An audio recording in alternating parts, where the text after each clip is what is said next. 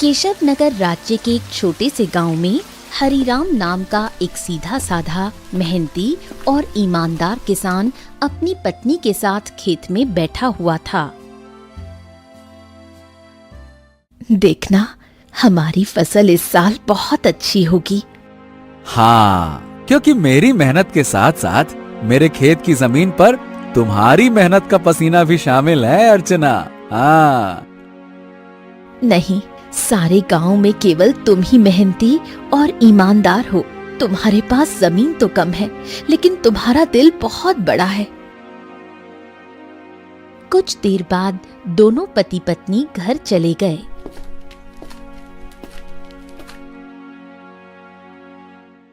मैं तुम्हें एक बात बताना तो भूल ही गई, घर में लकड़ियां खत्म हो गई हैं। अरे चिंता मत करो, मैं कल सुबह सबसे पहले जंगल में लकड़ियां काटने के लिए ही चला जाऊंगा। ठीक है ना, ले आऊंगा। चलो अब।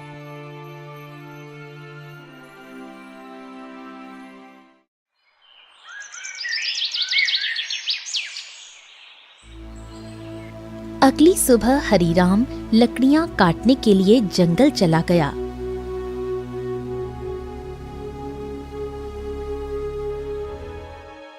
हरिराम एक पेड़ पर कुल्हाड़ी चलाने ही वाला था कि तभी उसने देखा झाड़ियों में एक घायल बंदर करहा रहा था।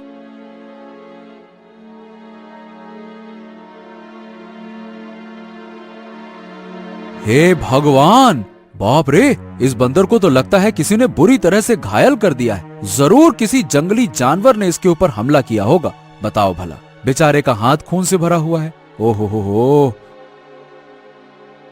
हरिराम बंदर के पास बैठा था। काश तू बोल सकता तो बता सकता कि तेरी तकलीफ कहाँ है। फिलहाल तो तेरे हाथ में खून दिख रहा है, लेकिन जिस तरह से तू दर्द से तड़प रहा है ना, बाप रे, तकलीफ तो कहीं और ही है।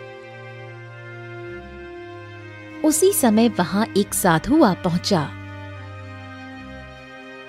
कौन हो तुम और बंदर से क्या बातें कर रहे हो? प्रणाम साधु महाराज, मैं तो बस लकड़ियां काटने के लिए जंगल में आया था। इस घायल बंदर को देखा तो इसके ऊपर तरस आ गया। लगता है किसी जंगली जानवर ने हमला किया है इसके ऊपर। देखिए ना, इसके हाथ से खून बह रहा है, लेकिन जिस तरह ये दर्द से तड़प रहा है, मुझे तो लगता है कि इसे कहीं और ही तकलीफ है। बहुत कम इंसान होते हैं जिनके मन में जानवरों के प्रति इंसानियत होती है। रुको रुको रुको। ओम। इतना बोलकर साधु मंत्र पढ़ने लगा। अचानक रंग बिरंगी किरणों से बंदर का जख्म सही। हाँ, अब ये बंदर तुम्हें बता सकता है कि इसकी तकलीफ कहाँ है। इतना बोलकर साधु वहां से चला गया। बंदर उठकर खड़ा हो गया। मेरे कंधे में बहुत दर्द हो रहा था।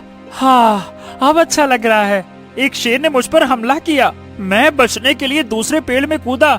शेर का पंजा मेरे हाथ में लगा और मेरा हाथ घायल हो गया। मैं पेड़ ही नहीं पकड़ पाया और मैं जैसे ही नीचे गिरा, बाप रे बाप, मेरे कंधे में बहुत चोट लग गई थी। अरे, तुम तो बिल्कुल मनुष्य की आवाज में बात कर रहे हो। ये कैसे संभव हुआ? जब साधु ने मंत्र पढ़ा ना, मुझे ऐसा लगा कि मेरे अंदर बात करने की शक्ति आ गई है। मैंने बोला और मेरी आवाज तुम तक पहुंच गई। लगता है ये चमत्कार साधु बाबा ने किया है। हाँ।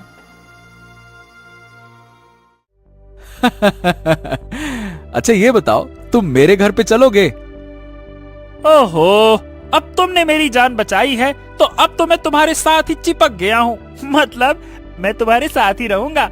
और क्योंकि मैं इंसानों की तरह बात करने लगा हूँ, तो मैं बंदरों से अब तो अलग हो गया हूँ ना। क्या करूंगा उन बंदरों के साथ रहकर? अब तुमसे बातें करूंगा जी भर के। चलो, तुम मेरा कोई अलग नाम भी रख सकते हो। बताओ बताओ, मेरा क्या नाम रखोगे?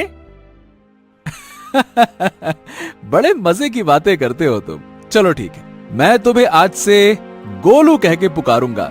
क्यों, कैसा नाम है? अच्छा नाम है ना?